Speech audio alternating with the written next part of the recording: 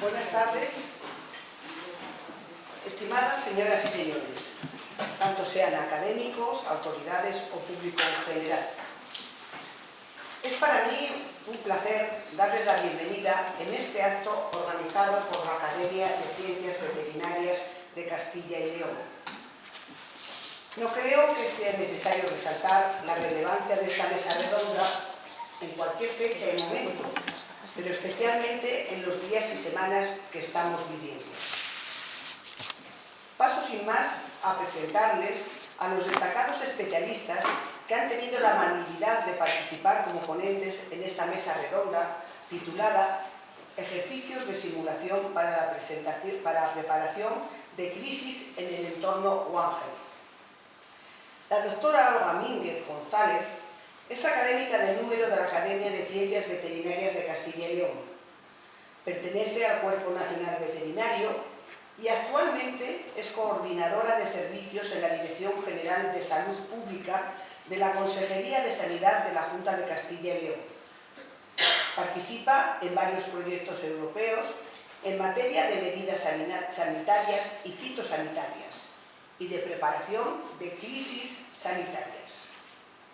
El doctor Cristian Gortázar Smith es catedrático de Sanidad Animal de la Universidad de Castilla-La Mancha, director del Grupo de Investigación en Sanidad y Biotecnología del Instituto de Investigación de Recursos Cinegéticos y miembro de múltiples foros nacionales y europeos en materia de sanidad animal. Autor de más de 200 artículos en revistas indexadas y con amplia trayectoria docente, investigadora y de colaboración con las distintas administraciones públicas.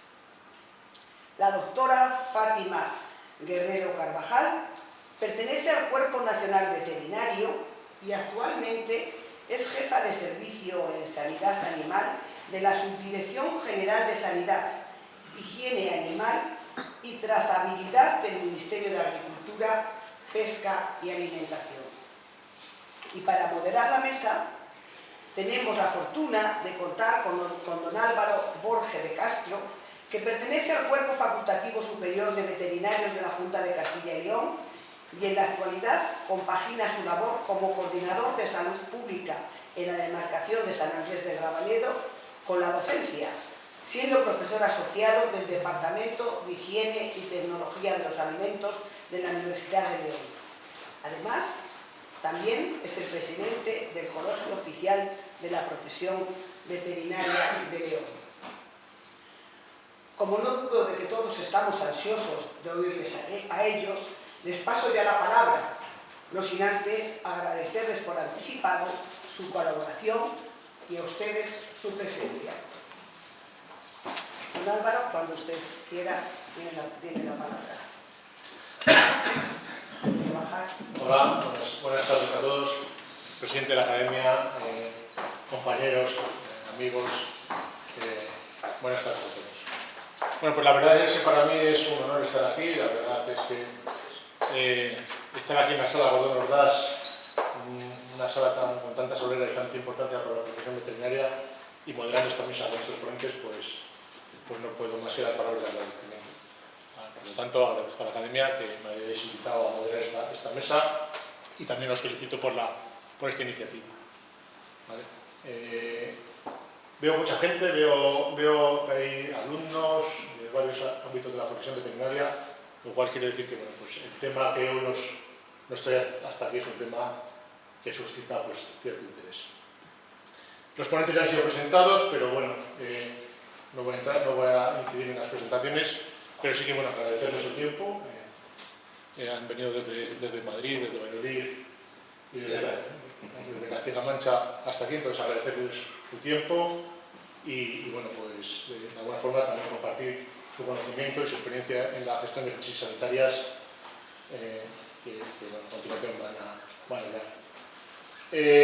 Bueno, como todos sabéis, en los últimos años pues bueno, hemos tenido epidemiológicamente pues enfermedades que creíamos que estaban fuera del territorio de España o que estaban fuera del territorio de España pues nos han visitado y bueno, pues ciertamente tenemos ciertas enfermedades que vamos a hablar hoy de ellas en teoría de influencia aviar, una enfermedad que año tras año pues es una amenaza que todos los años pues tenemos ahí que tener una vigilancia de las rutas migratorias, de las aves migratorias, y de alguna forma pues pone a prueba por los sistemas de bioseguridad de las explotaciones avícolas.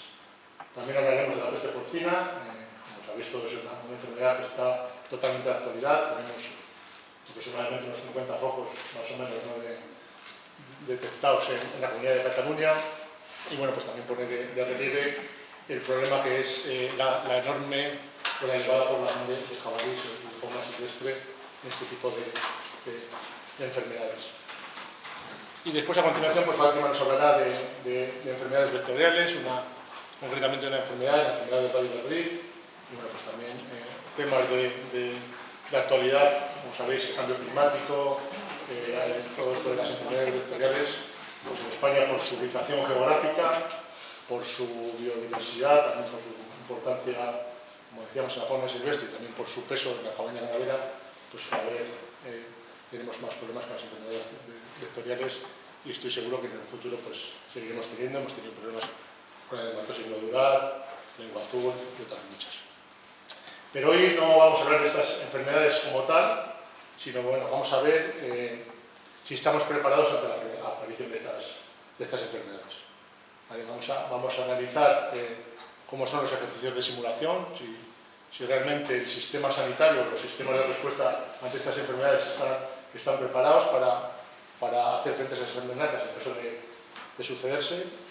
Y bueno, pues entendiendo que estos ejercicios de simulación, bueno, pues es cuestión de aprender de los errores en esos ejercicios de simulación para que cuando lleguen estas enfermedades o estas amenazas, pues saber hacer frente a ellas. Entonces, bueno, pues hablaremos de los planes de contingencia, a ver si son los planes vivos como deben ser, si están actualizados, estamos preparados para ello. Y también, bueno, pues teniendo en cuenta la organización territorial, la organización política de España, con tantas autoridades competentes, el Ministerio de Sanidad, Exterior, el Ministerio de Agricultura, 17 comunidades autónomas, pues también estos ejercicios de simulación pues ponen a prueba si esa coordinación institucional entre todas estas autoridades competentes pues realmente es efectiva y funciona.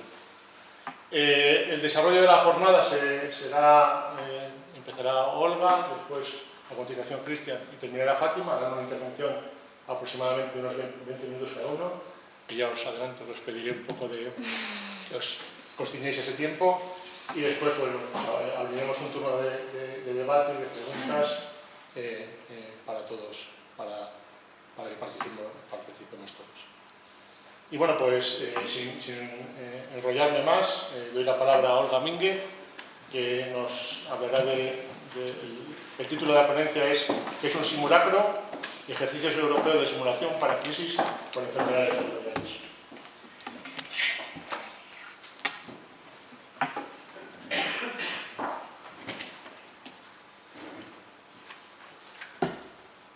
Bueno, muchas gracias Álvaro, presidente, académicos, alumnos, compañeros y viejos conocidos.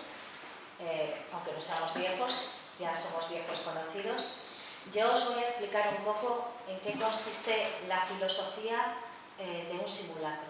Y luego os voy a contar a grandes rasgos cuáles son las iniciativas europeas por las distintas agencias europeas en relación a cómo organizar simulacros en el entorno One Health. Álvaro lo ha adelantado y los que hemos vivido crisis desde el punto de vista de sanidad animal o de seguridad alimentaria o de salud pública de una forma transversal, sabemos que es así. Tenemos días de incertidumbre, días en los que esa falta de una rápida actuación y de una rápida coordinación nos llevan a agravar el problema. Y un simulacro es el mecanismo que tenemos de entrenar todos esos factores que van a intervenir a la hora de ser capaces de solucionar un problema. Hoy vamos a estar centrados en sanidad animal, pero en el caso de las enfermedades vectoriales y las dos que va a comentar Fátima, con un gran componente zoonótico. Y ayer, cuando estaba preparando la presentación, justo vi esta noticia en el periódico. El mundo no está preparado para otra pandemia, que llegará y será peor. Recientemente pues, todos hemos conocido lo del barco del hantavirus, que he de deciros que los veterinarios lo conocíamos y particularmente los veterinarios de Castilla y León, fundamentalmente por el problema cíclico que tenemos con las plagas de topillos y la posibilidad de tener un reservorio en el campo amplificando un virus potencialmente zoonótico. Y lo conocíamos en este caso mejor que muchos médicos compañeros con los que yo ahora trabajo en la dirección general.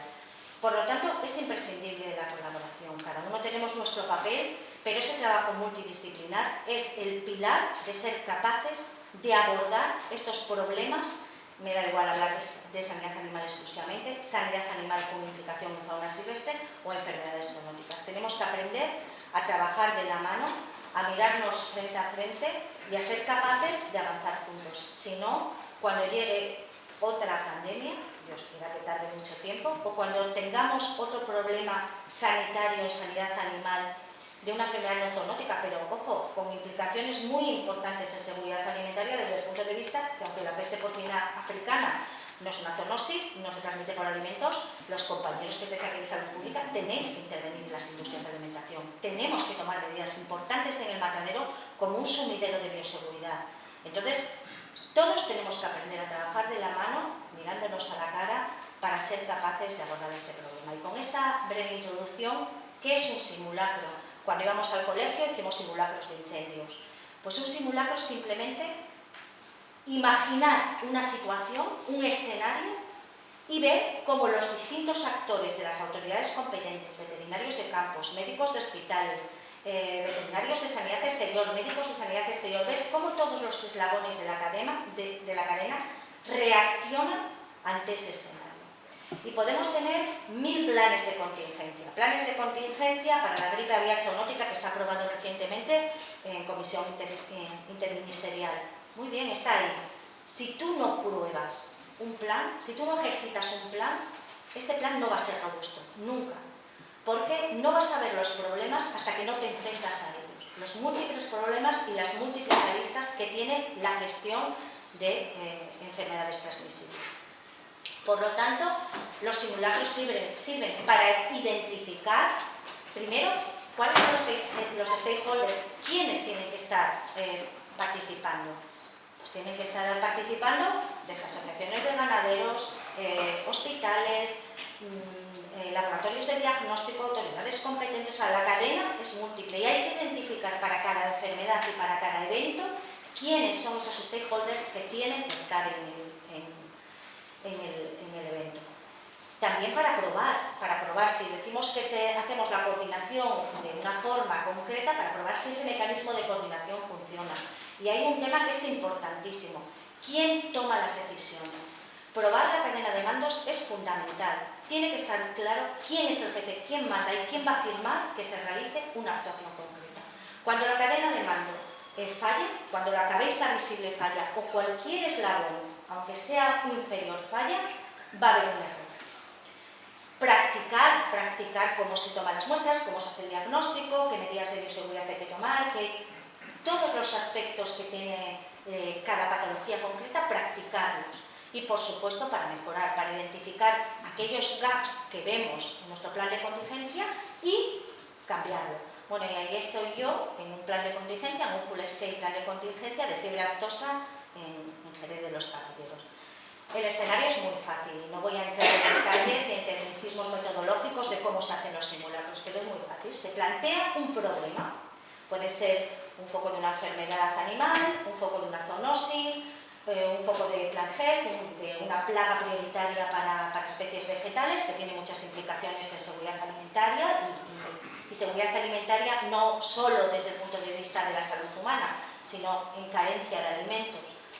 Y se plantea, y se decide sobre qué vamos a trabajar. Se deciden los eventos fundamentales, se detallan estos eventos y luego se trabaja con una metodología que se llama INJECT, que son solamente inputs que das a los participantes. Con eso, pues se comienza a trabajar. Y le decía a Fátima que aquí está su jefe, que sigue siendo su jefe, en aquel momento ya era jefe, y en este simulacro participamos Castilla y León, Navarra y Cataluña.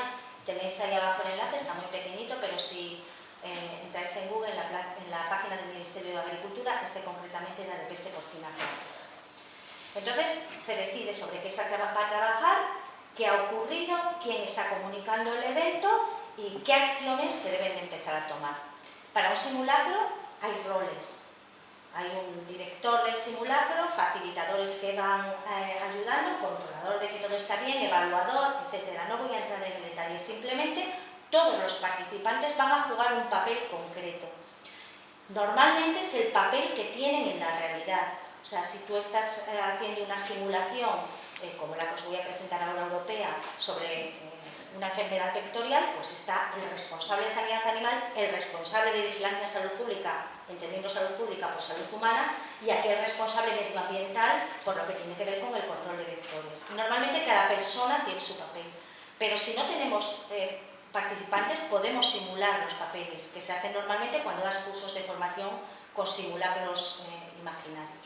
Y luego simplemente que veáis, que las he puesto aquí abajo, 4 guías importantes que hay, pero hay más. La FAO tiene también una guía muy buena sobre simulacros, la que hay en salud humana de la Organización Mundial de la Salud, la que hay, que no me voy a olvidar en mi discurso, sobre sanidad vegetal, el ECDC europeo, que también tiene un handbook sobre cómo hacer los simulacros, y por supuesto la OMSA, la Organización Mundial de Sanidad Animal, es pionera. Además, en este manual hay fotos de compañeros de Castilla y León que continúan trabajando en nuestras unidades veterinarias, y si los veis los reconoceréis.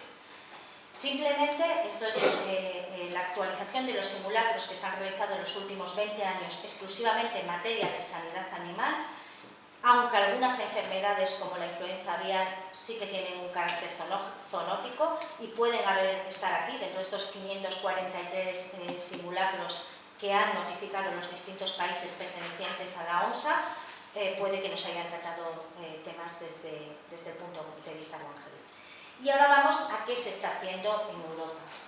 Yo os voy a contar el que conozco, que es el Plan Plurianual de la EFSA, que es la Autoridad Europea de Seguridad Alimentaria, para preparación de crisis para estos 4 años, del 25 al 28. Para hacer un plan lógico de simulacros, las administraciones públicas deberíamos de contar con un calendario claro de que vamos a ejercitar. Durante este año enfermedades vectoriales, durante este año problemas de seguridad alimentaria, durante este año problemas de sanidad animal, de manera que tengamos un calendario conciso y claro de qué vamos a hacer. El moto, el lema que tiene este plan de simulacros a nivel europeo es United Crisis Response, y simplemente es todos unidos en la respuesta frente a la crisis.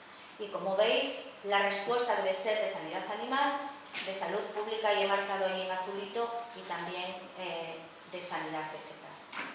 Durante el año 2025 se testó la vigilancia y respuesta frente a enfermedades vectoriales. Había que escoger una enfermedad vectorial, y cuando veáis los países participantes teníamos que buscar algo que no hubiera en ese momento en esos países, pero hablando de enfermedades vectoriales el riesgo es inminente y siempre puede estar ahí. Y se pensó en la encefalitis japonesa. La encefalitis japonesa es un flavivirus, como muchos virus transmitidos por mosquitos, y requiere una respuesta unificada One Health, porque 1 de cada 250 casos en humanos es grave, y hay muchos países del sudeste asiático donde es endémica. Además, es una enfermedad que nos une a todos, porque es una enfermedad que afecta clínicamente al porcino, es una enfermedad que afecta clínicamente, en ocasiones de una forma muy grave, al equino, como he mencionado, afecta al hombre, y que además, para realizar el rizo, no solo es que se transmite por un mosquito que está en el medio ambiente, sino que además las aves silvestres y las aves migratorias son un reservorio importante. Por lo tanto, es una enfermedad muy atractiva para poder trabajar en un simulacro como Ángel. En este caso participaron 7 Estados miembros de la Unión Europea, bueno, ahí aparece Noruega, pero incluso en el report final nos mandaron poner Noruega, y cuando en realidad son 6 y Noruega, y además los países que que están en proceso IPA, proceso preadhesión a la Unión Europea: Bosnia, Herzegovina, Kosovo, Macedonia del Norte, Serbia y Turquía. Como veis, los países son Suecia, Noruega, Finlandia, Alemania, Polonia, República Checa y Lituania. En realidad, la encefalitis japonesa, el vector, el mosquito transmisor, es un mosquito de género Culex, ¿vale? Por lo tanto, no estamos libres de mañana tener esta enfermedad, teniendo en cuenta pues, lo que todos sabemos, viajes internacionales, movilidad de personas, movilidad de mercancías y además las rutas de aves migratorias.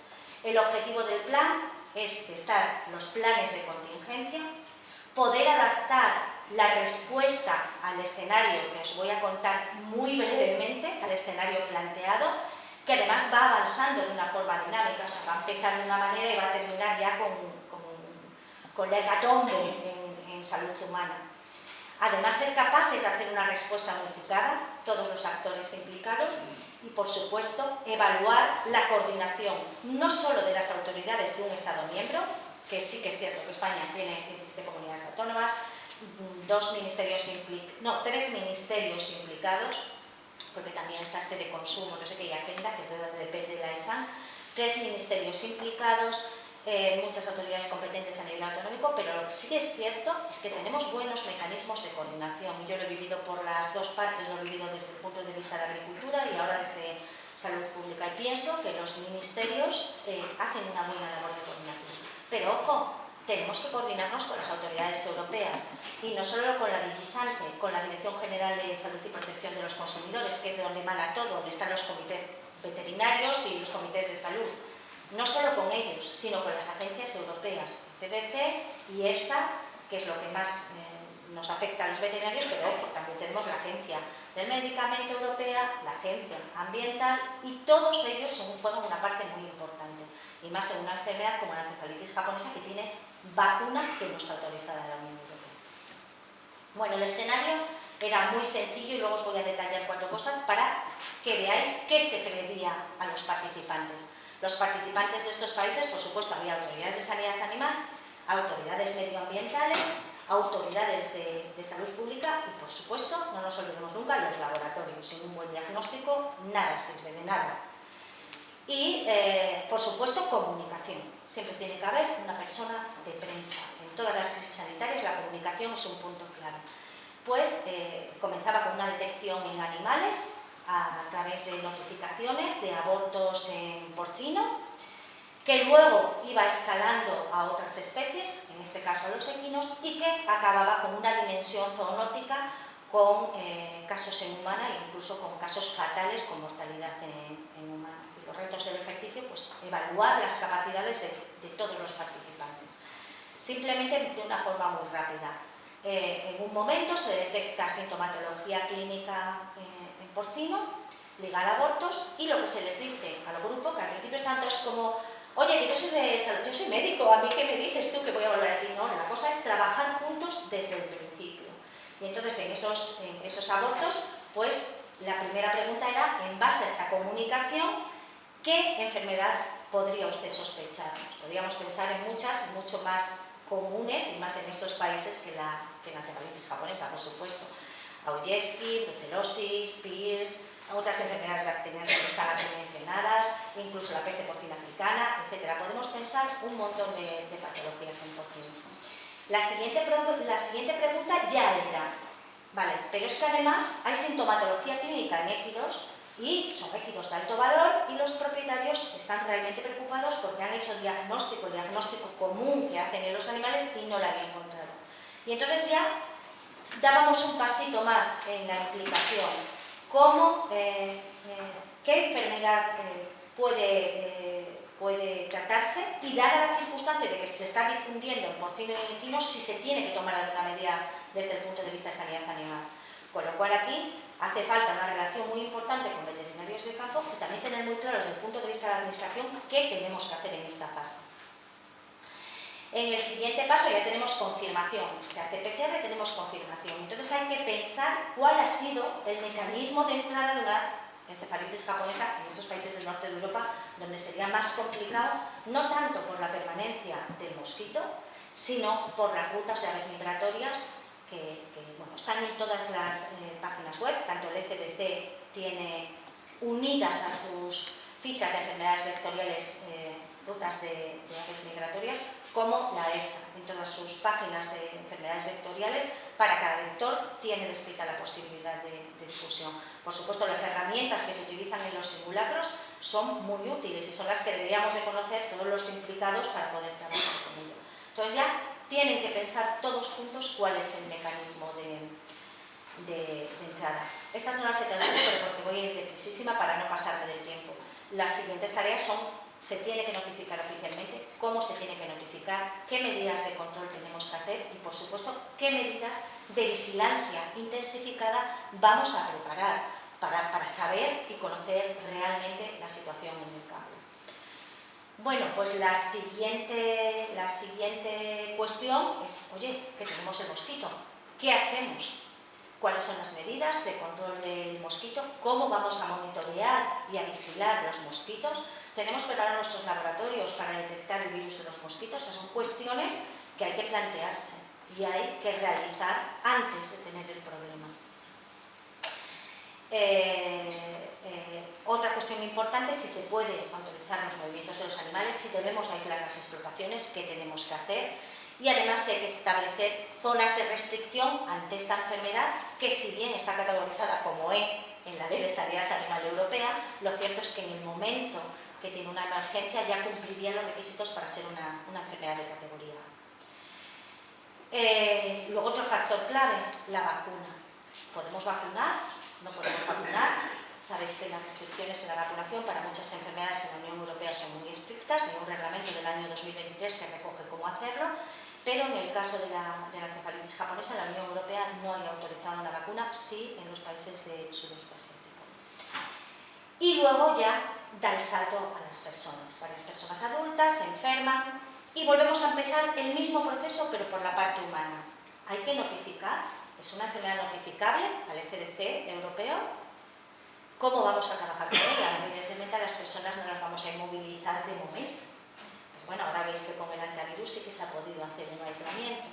Y el mismo proceso que hacemos en la parte de salud animal se hace en la parte de salud humana. Y exactamente la misma reflexión, no voy a entrar en detalle porque la idea era presentaros cómo se trabaja. Y luego, por supuesto, la comunicación. Lo más importante y un punto clave cuando hay una crisis es tener una buena comunicación. Y lo hemos vivido recientemente. Se intenta dar un mensaje único, pero es muy complicado. Y lo que debe evitarse siempre es dar mensajes divergentes, porque hoy en día las noticias vuelan y esos mensajes divergentes llevan a incertidumbre, y la incertidumbre siempre conlleva dificultad en el control.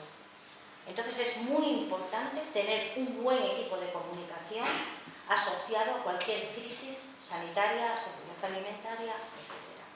La realidad, al menos lo que vivimos desde el punto de la administración, pues yo esta mañana he estado haciendo una nota de prensa. Es así. Y no somos expertos. Lo haces con todo tu buen hacer, con toda tu buena intención, pero deberíamos de ser capaces entre todos de hacer equipos multidisciplinares e integrar gente de comunicación en la comunicación de crisis. Y por mi parte, nada más. Lo que se está pretendiendo con esta visión que tiene ahora la Autoridad Europea de Seguridad Alimentaria es que nos unamos de verdad en la respuesta de la crisis. Lo que cuando se empezó este ejercicio, que duró casi 3 días, se hizo en Alemania, lo organizó el viceal alemán. Lo que al principio parecía imposible, que estaban pues unos así diciendo: yo qué pinto aquí, me ha mandado venir mi jefe, pero ¿qué voy a hacer? Al final todo el mundo realmente se mete en el ejercicio y trabaja en ello. Estos, normalmente los más cómodos, más económicos, más fáciles de organizar son los tabletop exercises, o sea, discusiones, pero el Ministerio de Agricultura ha organizado también full scale exercises, en concreto este de la fiebre aftosa, que se hizo en colaboración con la FAO, con la EUFMD, y vamos, allí que nos fuimos a la explotación ganadera a tomar muestras de vesículas que habían puesto allí de rebote en la lengua, y etc. Y por mi parte nada más. Sin más, Fátima, te cedo la palabra. Creo que me ha gustado, perfectamente a mis 20 minutos. He ido un poco deprisa, pero bueno, luego tendréis ocasión, si tenéis interés, en preguntarme lo que consideréis. Por mi parte, nada más. Gracias.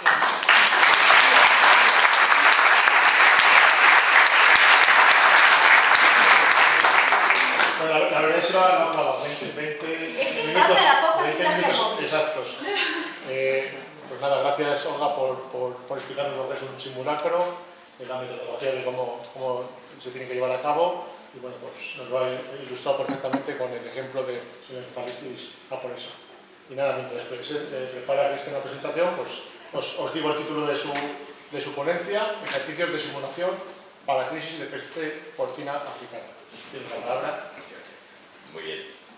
Bueno, pues igualmente muchísimas gracias a la Academia y a todos los organizadores por la invitación para poder estar aquí y poder aprender de compañeros como Olga y como Fátima.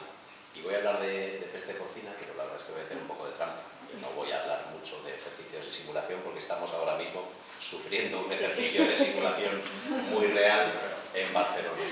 De hecho, es tan real que ahora mismo, a esta hora, se está reuniendo el Comité Catalán, en el que suelo participar todas las semanas, y claro, esta semana me he excusado, y como formo parte del comité tampoco puedo decir exactamente con mucho detalle qué es lo que está ocurriendo. Entonces le he pedido al virus que lo haga él por su cuenta, ¿no? Y ahí tenéis un poco el parte de guerra del virus de abril, ni siquiera es de mayo, o sea que este ya, digamos, está casi desfasado. Pero bueno, bromas aparte, el tema es muy serio y las perspectivas para el virus son bastante buenas, pero para nosotros no son tan excesivamente positivas, ¿no?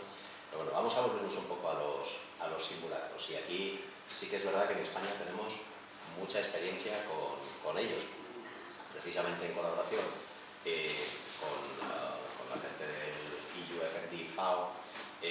Realizamos varios ejercicios en los que incluso realizamos búsquedas de cadáveres, por supuesto, colocados a propósito, de jabalíes, y simulamos todo el proceso, todo el protocolo desde que aparece el caso índice hasta que se intenta definir un poco la situación y tomar, digamos, las actuaciones lógicas en las primeras 48 o 72 horas después del inicio de un brote, ¿no? Y gracias a ese tipo de entrenamientos y de ejercicios y de todo lo que hemos visto también en colaboración con otros colegas europeos, pues la verdad es que los servicios de sanidad animal, tanto a nivel ministerio como a nivel comunidades autónomas, están razonablemente bien preparados. Otra cosa es lo que luego nos encontremos en condiciones reales en el campo, ¿no?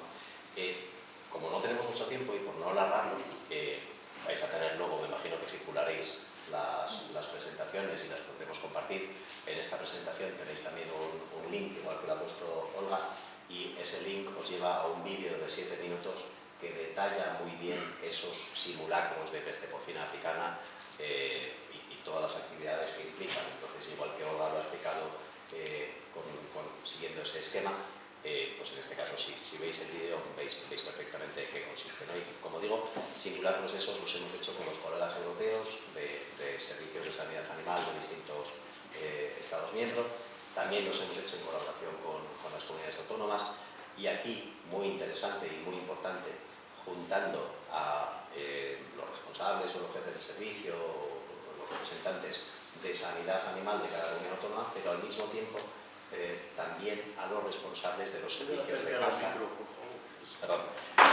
Juntando igualmente a los responsables de los servicios de caza o de medio ambiente, o como se llamen en cada comunidad autónoma, porque estos problemas compartidos con fauna silvestre tienen la peculiaridad de que necesitamos coordinar muchísimo ambos grupos, ¿no? Lo mismo que en otros temas, pues lo importante es coordinarse con salud pública.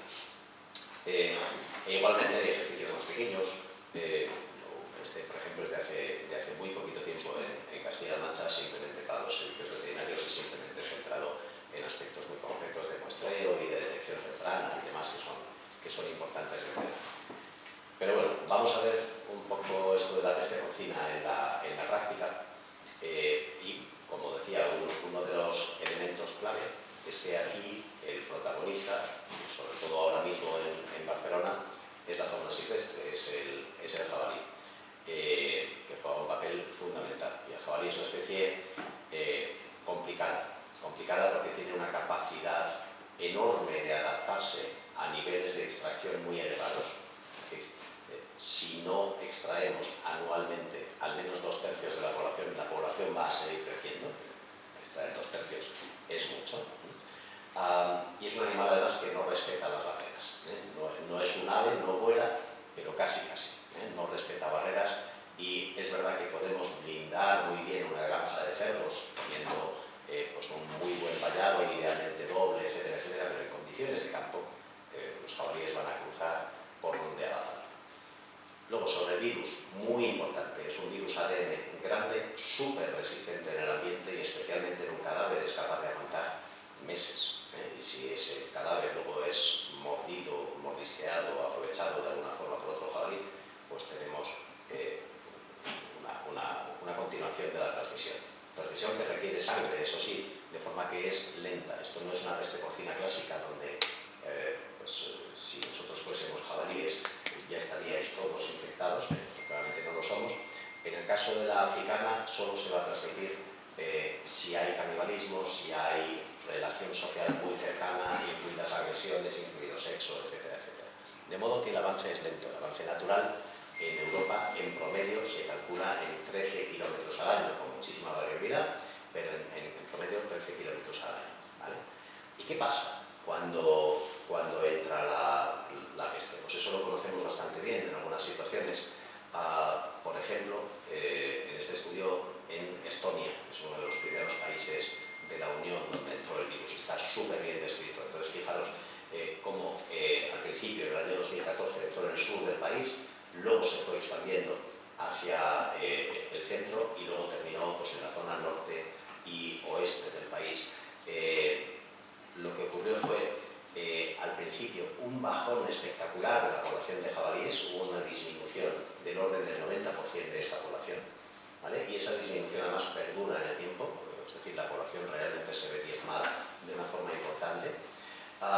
Hay un pico de casos aproximadamente a los 6 meses del inicio de la enfermedad, que es muy característico, pero lo peor de todo es que a pesar de esa bajada del 90% y a pesar de todo lo demás, hay una persistencia de casos a lo largo del tiempo, a pesar de esa población bajísima. Y una de las explicaciones de que persista la infección es precisamente que los cadáveres quedan en el campo, mantienen el virus y cualquier jabalí que aparezca en la zona y que conmisquee sobre alguno de sus cadáveres, esos restos, es capaz de adquirir el virus, es capaz de volver a desarrollar la infección. Entonces es una enfermedad francamente insidiosa, francamente complicada.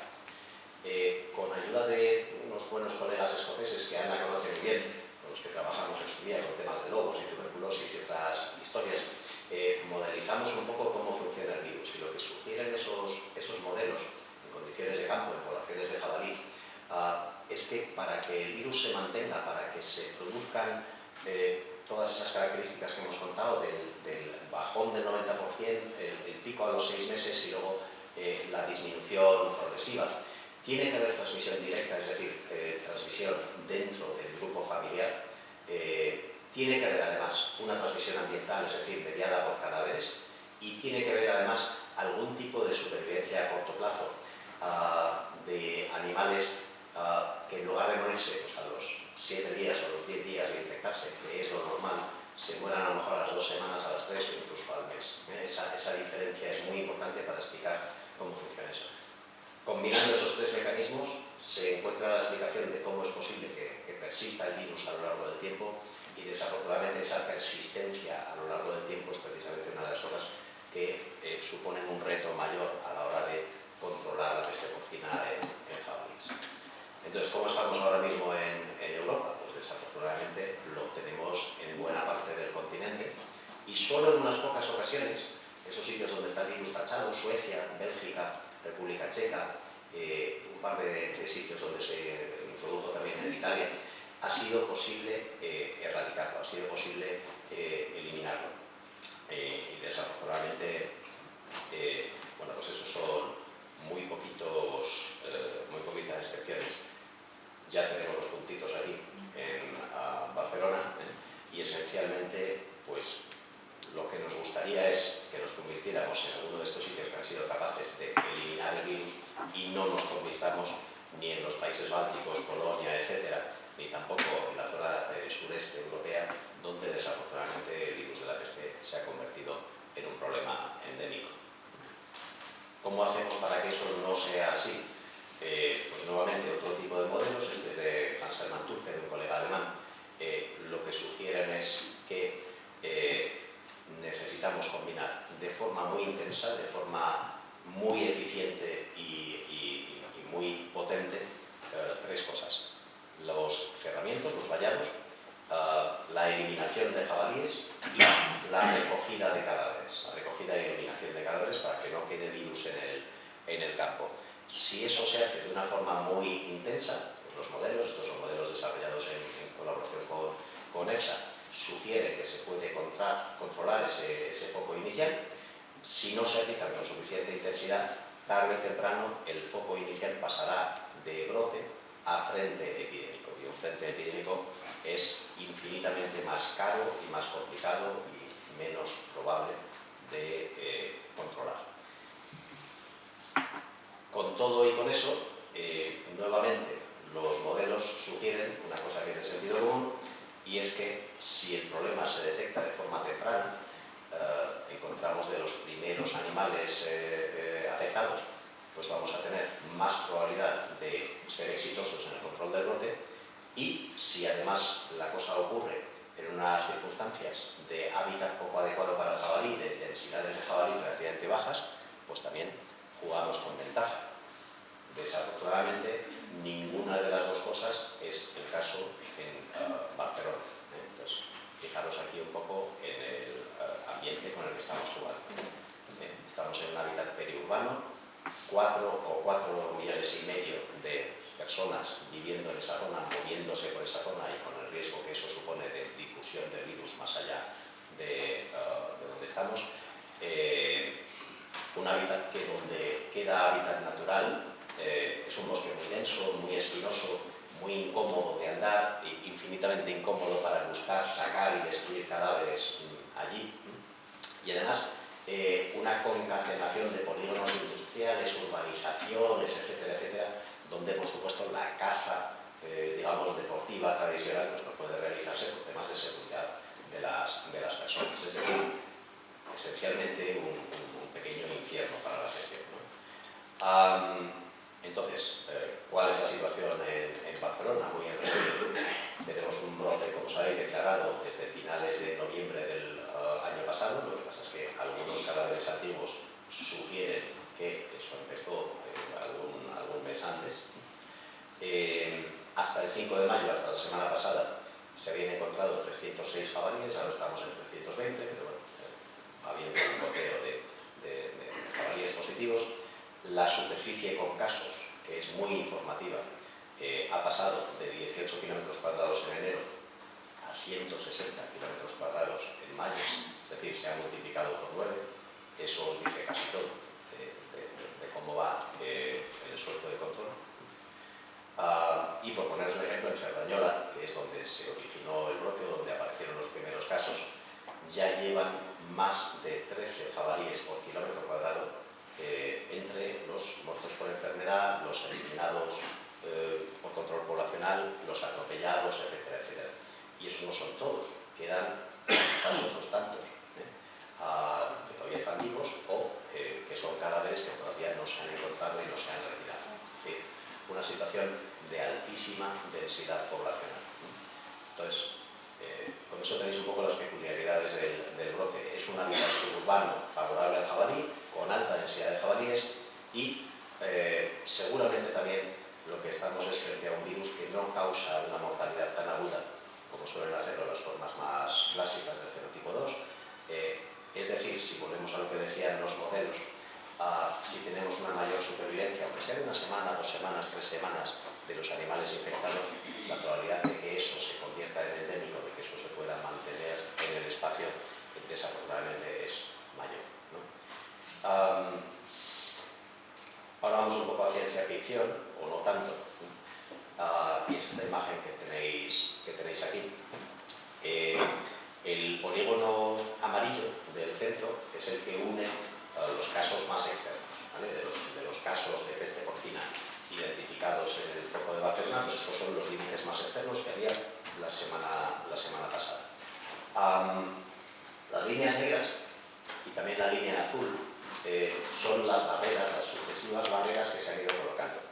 Aquí realmente no se construyen vallados, básicamente se aprovechan las autovías que ya tienen vallados, las líneas de ferrocarril que ya tienen sus vallados, y lo que se hace es cerrar los pasos de fauna, cerrar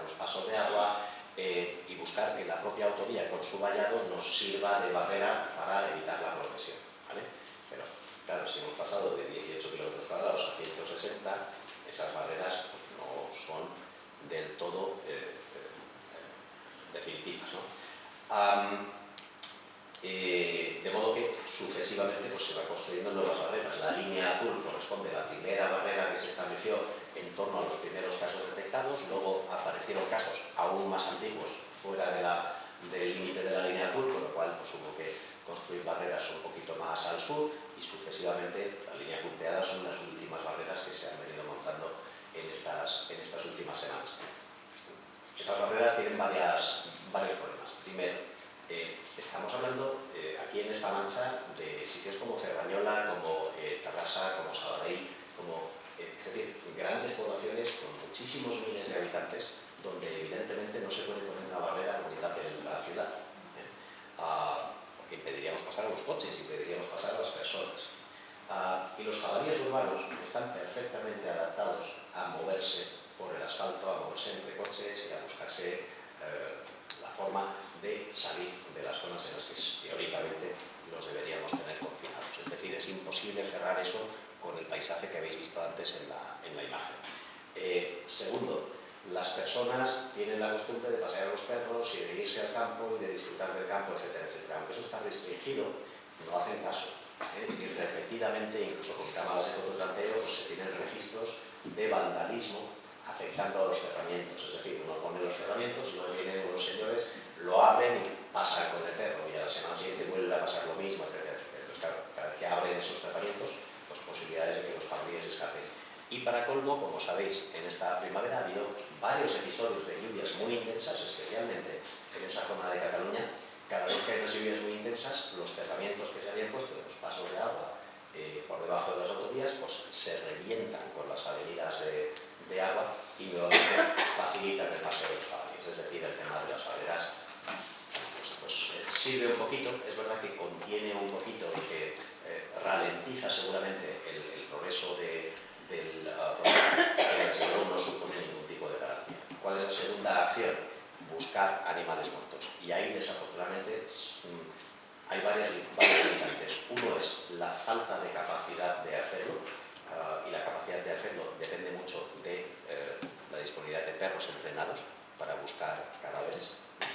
Hay una limitación en eso, hay 10 equipos de perros buscando, esos 10 equipos de perros son capaces de buscar del orden del 6, del 10% de la superficie semanalmente, deberían estar buscando el 100% de la superficie semanalmente y no solo del recuadro amarillo donde ya sabemos que están los casos, sino sobre todo alrededor de esos casos. Estos círculos rojos que os hemos dibujado aquí son círculos que, dependiendo de la velocidad de progresión de la peste porcina, poniendo como mínimo un 15% y como máximo un 15 por año y como máximo un 40 kilómetros por año, que está bastante más cerca de lo que estamos observando en la realidad, pues si hiciéramos esos círculos tendríamos la peste ya bastante más lejos de donde estamos ahora mismo concentrando los esfuerzos de búsqueda. Es decir, la búsqueda es insuficiente porque no hay medios adecuados para realizarla. Y ya, si nos fijamos en la extracción de animales, es decir, en la eliminación de jabalíes, tanto en la zona 2, que es la zona que contiene los casos con peste, como la zona 1, que es la zona de alrededor, pues en el mejor de los casos estamos en un 25% de animales eliminados, ¿no? Absolutamente lejos de estar cerca del 100%, que es donde deberíamos estar si queremos tener algún efecto positivo. Es decir, las perspectivas, si esto no cambia y si no hay pues una verdadera revolución en la forma de gestionarlo, desde mi punto de vista personal, y esto es absolutamente personal, son nefastas. Repito los datos. Pese a los vallados, el polígono con casos ha multiplicado por 9. Las búsquedas cubren un 10% por semana, cuando deberían cubrir el 100 o el 120%. Y la eliminación está por debajo del 25 o del 20%, cuando debería estar también mucho más cerca del 100%. Trabajar, por ejemplo, en la zona periférica, fundamentalmente con cazadores aficionados, con todos los respetos, ante un problema como este, me parece ridículo, por ser muy suave. Entonces, ante una situación de peste porcina africana. Lo primero que tenemos que ver es qué tipo de introducción tenemos, y ya estoy prácticamente terminando. ¿Tenemos una introducción puntual en un sitio concreto o tenemos un frente epidémico? Si tenemos una introducción puntual, ¿lo hemos detectado temprano o lo hemos detectado tarde? Y si lo hemos detectado suficientemente temprano, ¿hemos conseguido controlarlo a base de recoger cadáveres, de vallados y de eliminación de animales? Fantástico. ¿Que no? Entonces fallamos con el control, y si el control falla, acabamos teniendo un frente epidémico, y si tenemos un frente epidémico, buena suerte para el virus. Entonces, ya que estamos en Castilla y León, pues unas reflexiones para los servicios veterinarios de aquí y para quienes aquí os preocupéis por estos temas, ¿no? Es extremadamente importante trabajar desde ya entre sanidad animal y caza, porque la gestión de esto depende de los dos. Crear cuanto antes un grupo de seguimiento y, por favor, decidir cuanto antes a alguien sensato que coordine. Porque me constan situaciones en las que no lo hay, ¿no? Las administraciones muchas veces tienen sus orejeras, ¿no? Hay que mejorar la vigilancia sanitaria. La cuestión no es si va a llegar la peste, es cuándo va a llegar la peste. Cuanto antes lo detectemos, mejor.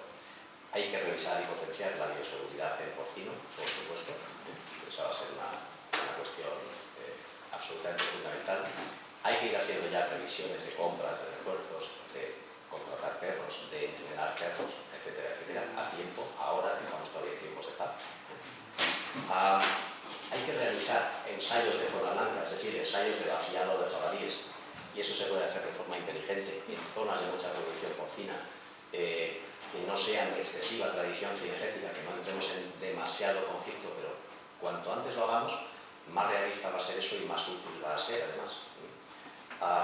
Y también trabajar la comunicación desde ya, como decía Olga, la parte de comunicación al final es fundamental, y el transmitirle a la sociedad el mensaje de que eliminar, aunque sean miles de jabalíes, va a ser bastante mejor para esos pobres animales que el sufrir una enfermedad hemorrágica como es la peste porcina africana. Y desde luego, eliminando algunos miles, es posible que salvemos después a millones, tanto de jabalíes como de porcinos domésticos. Es decir, ese mensaje hay que irlo comunicando cuanto antes, ¿no? Y nada más, muchísimas gracias.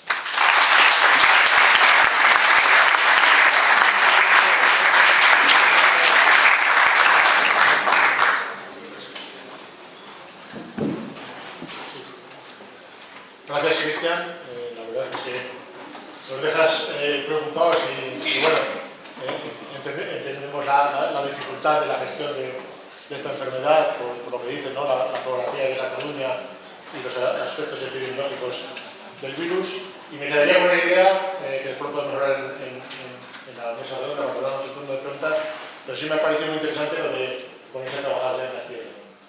Eso es una idea que tenemos que llevarnos todos y transmitirlo a las autoridades y ponerse las pilas y a trabajar, que tenemos mucho trabajo esto de la peste porcina. Y sin más, doy la palabra a Fátima Guerrero del Ministerio, que nos va a hablar de ejercicios de simulación para crisis de fiebre del Valle del Rif e influencia real de alta patogenicidad. Bueno, pues buenas tardes a todos y en primer lugar pues agradecer a la Academia habernos invitado a participar en esta mesa, y para mí en particular es un honor compartirla y aprender de Olga y de Cristian. Yo voy a hablar de dos enfermedades un poco diferentes, porque una es una enfermedad vectorial y la influenza aviar pues en principio no, pero ambas son de carácter zoonótico. Vengo a presentar dos ejercicios de simulación, uno en la fiebre del Valle del Rif y otro en influenza aviar, y bueno, antes de hablar de manera específica de los simulacros, voy a hablar brevemente un poco de lo que son estas dos enfermedades. Pues la fiebre del Valle del Rif es una enfermedad viral transmitida por mosquitos que afecta principalmente a rumiantes y a humanos. Causa principalmente abortos y en animales recién nacidos una alta mortalidad. En humanos, la mayoría de los casos son asintomáticos o cursan con un cuadro pseudogripal, aunque sí que hay tres formas de la enfermedad particularmente graves, como son la enfermedad ocular, que se da como máximo en un 2% de los pacientes, la meningoencefalitis y la fiebre hemorrágica, que aunque esta última se da en menos del 1% de los casos, La mortalidad de esta forma es de, en algunos, hasta puede alcanzar el 50%, es bastante grave. La mayoría de la transmisión a los humanos no se realiza por picaduras de mosquitos, aunque puede producirse por la picadura de los mosquitos, pero es la transmisión es el resultado del contacto con material de riesgo procedente de animales enfermos. Y no se ha documentado la transmisión de persona a persona. Se conocen 53 especies de mosquitos de 8 géneros diferentes que transmiten este virus, principalmente Aedes, Cules y Anófeles. Y luego el papel de otros vectores como las moscas de las arenas o las garrapatas no está claro. Y hasta el día de hoy no hay pruebas de brotes de fiebre del Valle del Rift en zonas urbanas. Una particularidad es que existe transmisión vertical de este virus en los vectores, por lo tanto hace que se mantenga a largo plazo el virus de la fiebre del Valle del Rift y sobrevive durante largos periodos interepizooticos dentro del huevo del mosquito. La distribución geográfica es bastante amplia, se trata de una enfermedad endémica en el África subsahariana, en la península arábiga, y recientemente se ha visto que este virus se ha propagado a otras áreas donde se creía que no reunían las condiciones idóneas para los vectores, como es el área del Sahel, y recientemente el riesgo se ha elevado porque se han detectado nuevos casos en 2018-2019 en el Mayotte, una región periférica del departamento francés de ultramar, y además también se ha transmitido a países de la cuenca mediterránea en 2020 como Túnez, Turquía y Líbano. Por lo tanto, el riesgo de transmisión o de incursión al territorio de la Unión Europea, aunque no se ha notificado hasta ahora en Europa, va creciendo. Como podéis ver en el cuadro, hay especies de las que están señaladas en rojo, son vectores que se han introducido en Europa, se han detectado en aeropuertos, y además en Europa existen especies autóctonas que son vectores potenciales del virus de la fiebre del Valle del Rift, diferentes dentro del género Aedes y también en Culex pipiens y Culex trigeri. Aunque la principal vía de transmisión se entiende que son los animales, el movimiento de animales infectados, el mayor riesgo es la introducción de mosquitos a través de los vehículos o en los contenedores de mercancías. Este riesgo va aumentando ya que en los últimos años el comercio internacional de mercancías ha crecido exponencialmente. Por lo tanto, la EFSA nos recomienda reforzar los sistemas de vigilancia y la simulación para estar preparados y hacer frente a una posible introducción de este tipo de enfermedades. El Ministerio de Agricultura en 2014 hizo un análisis cualitativo de riesgos. Este análisis cualitativo ha sido recientemente reevaluado y aunque el riesgo de entrada sigue siendo muy bajo, en esta última evaluación del riesgo realizada dentro del proyecto Spectrum de la GRAN, sigue siendo baja, se han analizado diferentes puntos de entrada. Si bien existen diferentes áreas, como podéis ver en el mapa, que aunque el riesgo de entrada sea bajo, si se introduce un vector infectado, el riesgo de establecimiento o de transmisión de este virus es bastante alto, porque tiene una elevada cabaña ganadera o porque también mantiene las condiciones idóneas para que se mantenga el vector y que además existen especies autóctonas que fomenten la difusión del virus.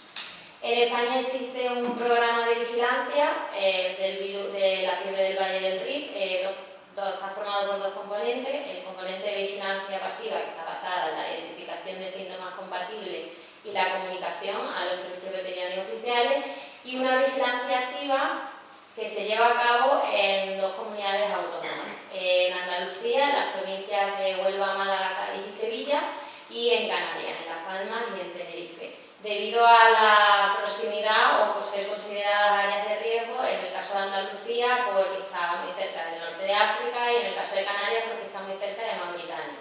Se realiza un muestreo anual fuera de la época vectorial. En Andalucía se toman las muestras entre diciembre y abril, entre noviembre y abril, y en Canarias en los meses de diciembre y enero. Y hasta la fecha, pues todas las muestras han sido negativas.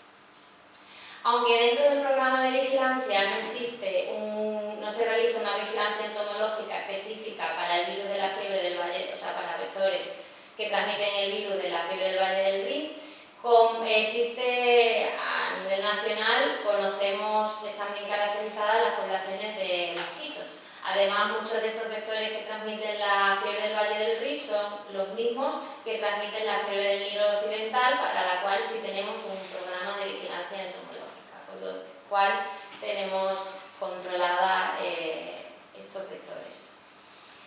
En 2020 la EFSA realizó también una investigación epidemiológica para determinar el riesgo de introducción en Europa de este virus. Como veis en la tabla, y en el caso de España el riesgo es muy bajo, en el caso de transmisión moderado, pero las autoridades de la Unión Europea hicieron hincapié en que todos los Estados miembros deben reforzar y mejorar y armonizar las capacidades de vigilancia y respuesta y incrementar los conocimientos científicos y técnicos sobre esta enfermedad para estar preparados en el caso de una posible introducción. Y además también se recomendaron integrar sistemas de vigilancia de los mosquitos invasores, teniendo en cuenta los principales puntos de entrada de los mosquitos.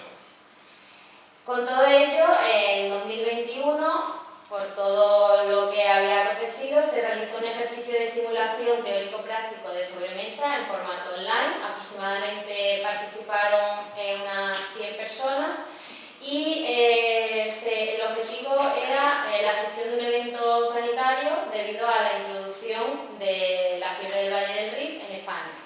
Participaron autoridades competentes de sanidad animal y salud pública, el Centro de Coordinación de Alertas y Emergencias Sanitarias, aparte del Ministerio de Agricultura, el Ministerio de Sanidad, el Centro Nacional de Epidemiología, el Centro Nacional de Microbiología y, en concreto, participaron los servicios centrales regionales y también a nivel provincial y local de las comunidades autónomas de Andalucía, Extremadura, Castilla-La Mancha, Castilla y León y Cataluña, y los servicios regionales centrales de salud pública de Valencia, y como observadores participaron los servicios centrales regionales del País Vasco y La Rioja. Los objetivos de este simulacro era aumentar el nivel de sensibilización frente a esta enfermedad, verificar y evaluar los canales y el nivel de coordinación y de comunicación que había entre los servicios oficiales de sanidad animal y salud pública en el marco del enfoque de una sola salud, para la posible gestión de esta emergencia sanitaria. También evaluar la capacidad de respuesta y de gestión frente a un brote, tanto si es un brote que afecte a animales como si afectaba a los seres humanos, y evaluar los protocolos de comunicación de riesgos, tanto internos como externos. Sobre todo dirigida a los profesionales veterinarios que nos iban a ayudar en la gestión de la crisis, como también al público en general, ya que un brote de esta enfermedad podría ocasionar una gran alarma social.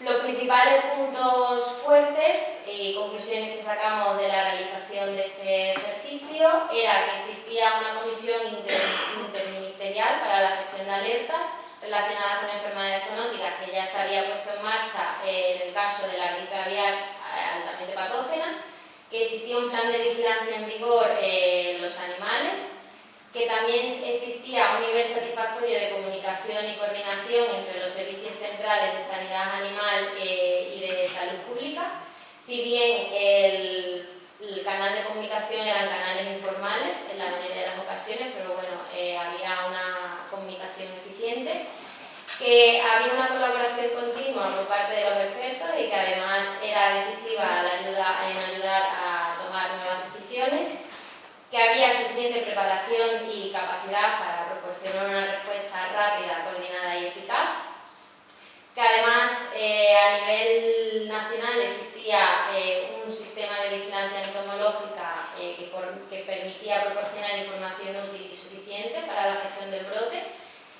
contábamos con potentes bases de datos que garantizaban una trazabilidad de vanguardia, aplicaciones informáticas que nos iban a ayudar a la hora de establecer la zona de restricción y una gran capacidad diagnóstica, tanto por parte de los laboratorios de salud pública como de sanidad animal. Sin embargo, también detectamos algunas deficiencias. En España no existe un órgano conjunto de gestión técnica regulado formalmente en el marco de una sola salud. En algunas regiones con una elevada densidad ganadera podría haber insuficiencia de medios materiales y humanos para la gestión de esta crisis, que había una falta de integración y coordinación a veces de los programas de monitoreo y vigilancia entomológica entre sanidad animal y salud pública a nivel nacional, la falta de vacunas comerciales en el mercado de la web y de vacunas DIVA en los mercados internacionales, que muchas de las explotaciones tenían graves carencias en materia de bioseguridad, sobre todo en explotaciones de ovino y de bovino en extensivo, lo que podría complicar el control de la enfermedad, que había un creciente nivel de sensibilidad de la sociedad hacia el bienestar animal, que en determinadas ocasiones nos podría impedir establecer medidas de control, como puede ser los sacrificios y el vacío sanitario de una explotación, y que había una falta de información sobre el papel de la fauna silvestre en esta enfermedad. Por lo tanto, como recomendaciones, se estableció la creación de un órgano de gestión técnica conjunta formal dentro del enfoque de una sola salud, coordinar un plan de comunicación conjunta entre el Ministerio de Agricultura y el Ministerio de Sanidad, mejorar la formación y sensibilización de los profesionales que participen en los brotes. En este caso ya se revisó el manual operativo de la fiebre del Valle del Rift para ayudar a las autoridades competentes a establecer las medidas de control, ya que existe un plan de contingencia que es donde se establecen los órganos de coordinación y la toma de decisiones, y luego a nivel de cada enfermedad de categoría A, como en el caso de la fiebre del Valle del Rift, existe un manual práctico de operaciones específicas donde se detallan para esta enfermedad las medidas de control. Integrar el aspecto de una sola salud y la sanidad animal en el Plan Nacional de Preparación y Respuesta a Enfermedades transmitidas por vectores, que se aplicaba en salud pública, y también tener en cuenta otras vías de transmisión y no centrarnos solo en los mosquitos, ya que para los humanos el principal contagio va a ser a través de material de riesgo. En este caso podría ser carne infectada y leche cruda sin glutarato.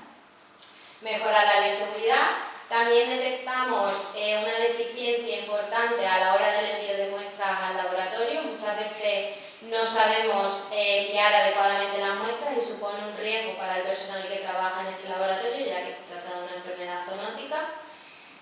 Por ello también sería pertinente elaborar planes de contingencia específicos para los laboratorios de diagnósticos zoosanitarios y a nivel nacional la posibilidad de suministrar una vacuna eficaz de calidad y DIVA que se utilizará en caso de una emergencia. Todo ello supeditado a una autorización por parte de la Unión Europea, ya que la vacunación preventiva de emergencia está regulada por el reglamento 2023/361 y previa autorización de la Unión Europea.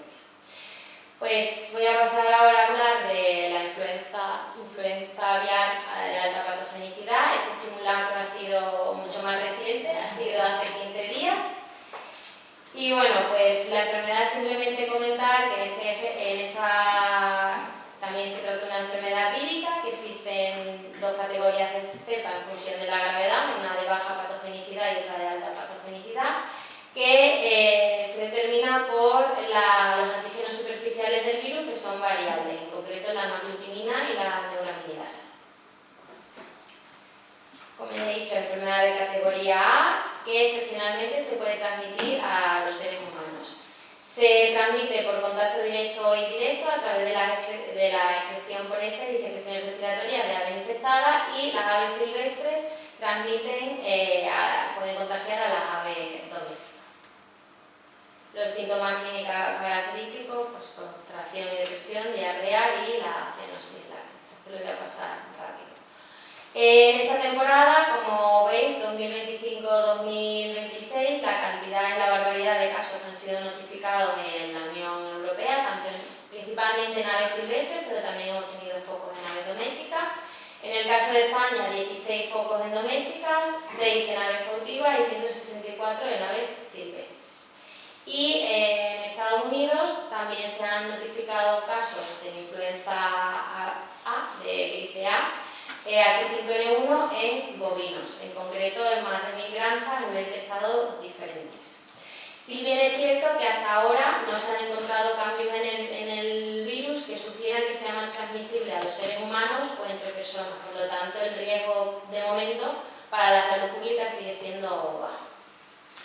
En este caso el simulacro se organizó de manera en formato mixto, presencial y online. Participó el Ministerio de Agricultura, el Ministerio de Sanidad en colaboración con el CECAES, también ha participado el Ministerio de Transición Ecológica y Reto Demográfico, la ESAN, el Centro Nacional de Epidemiología y el Instituto de Salud Carlos III. Participaron 50 personas de manera presencial y 200 en formato online. Y el escenario cubría tanto sanidad animal, salud pública, medio ambiente y seguridad alimentaria.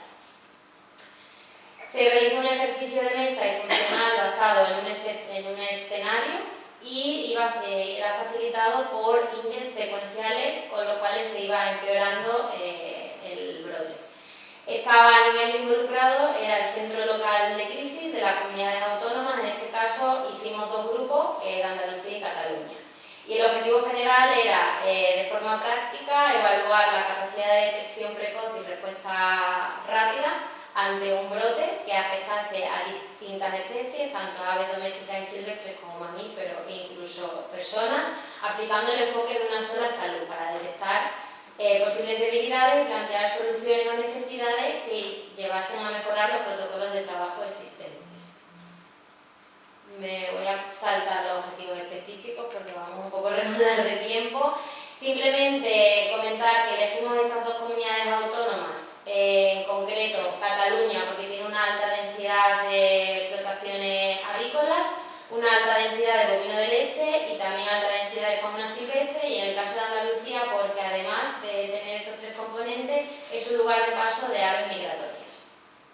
Se hicieron, el primer día trabajaron en grupos separados ambas comunidades autónomas y las comunidades autónomas observadoras se dividieron también en grupos. Participaron de cada comunidad autónoma participantes de los 4 ámbitos, uno de sanidad animal, de salud pública, de medio ambiente y de seguridad alimentaria.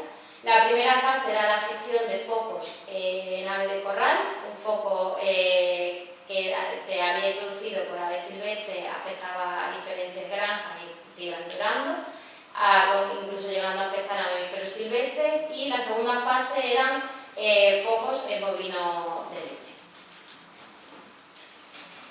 Las principales conclusiones era que España cuenta con un programa nacional de vigilancia basado en el riesgo que tiene en cuenta la alta variabilidad de este virus, que además cuenta con un componente de vigilancia activa y pasiva que cubre aves domésticas y silvestres y también fauna silvestre y mamíferos en zonas y periodos de riesgo, que cuenta con una amplia red de laboratorios, tanto autonómicos como el Laboratorio Nacional de Referencia de Albacete, con capacidad de diagnóstica suficiente, que el componente de vigilancia pasiva es primordial para una detección precoz y un factor crítico para reducir el impacto de esta enfermedad, y que la herramienta más eficaz para prevenir la entrada en una explotación, ya que esta enfermedad la transmiten las aves silvestres, son las medidas de bioseguridad.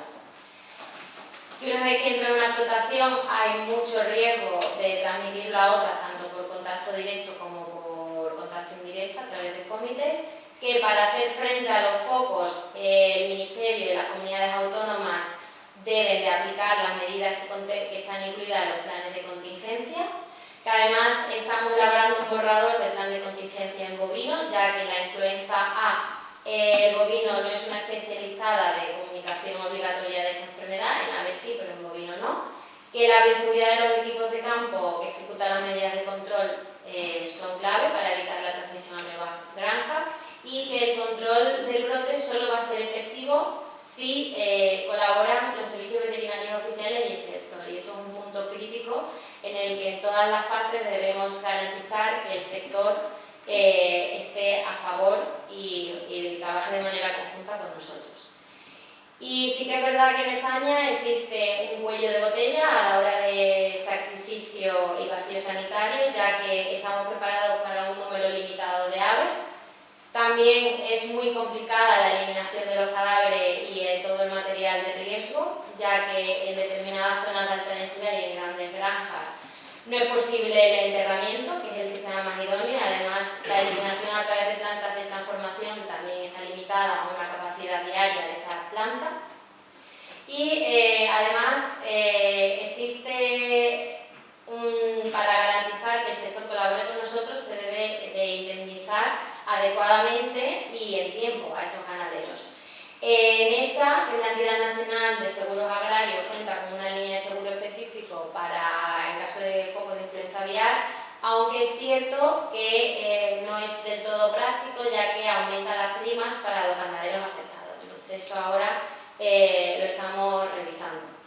Y aunque el subtipo de influenza aviar altamente patógena H5N1, que es mayoritario en Europa y en España, tiene un riesgo muy bajo para las personas y que consumen carne de ave y productos avícolas, no supone un riesgo significativo para la salud humana, esto en cualquier momento puede cambiar.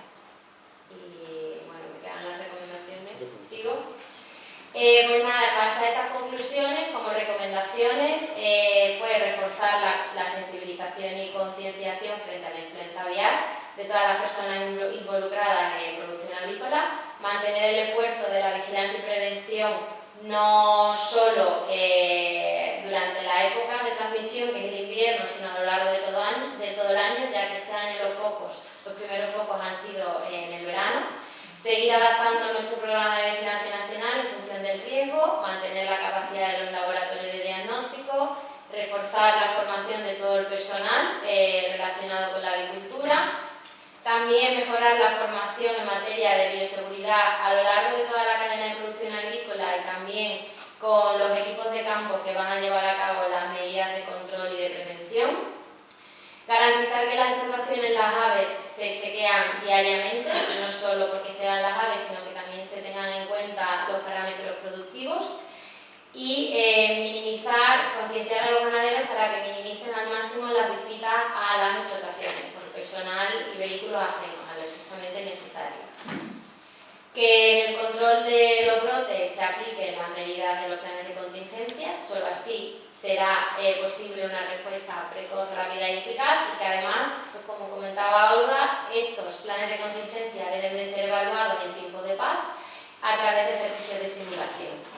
Existe un marco constante y transparente de comunicación y colaboración con el sector.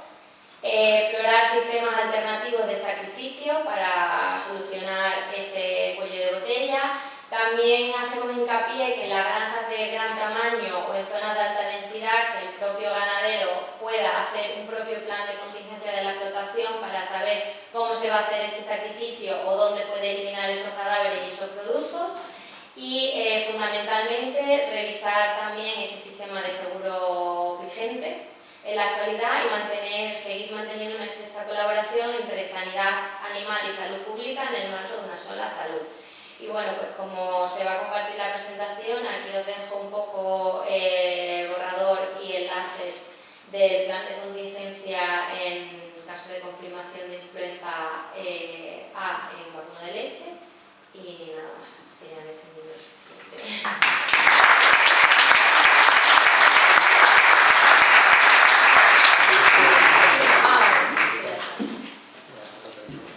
Bueno, pues gracias a los tres ponentes por sus charlas y por lo fácil que me han hecho la presentación, porque se han ajustado todos a los tiempos y no he tenido que intervenir en ningún momento.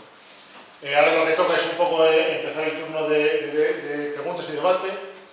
Yo he preguntado una para romper el hielo, porque bueno, siempre al principio igual os cuesta más entrar en preguntas, seguro que tenéis muchas, yo tengo un montón, apunto un montón.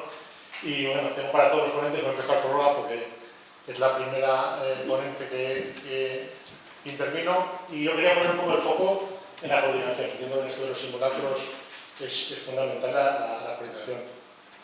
Tenemos un caso ahora recientemente de coronavirus, como todos sabéis, un crucero con pasajeros de múltiples nacionalidades, Entonces, bueno, mi pregunta era qué papel hacen estos simulacros o cómo influyen estos simulacros en la coordinación entre países, entre instituciones internacionales y demás.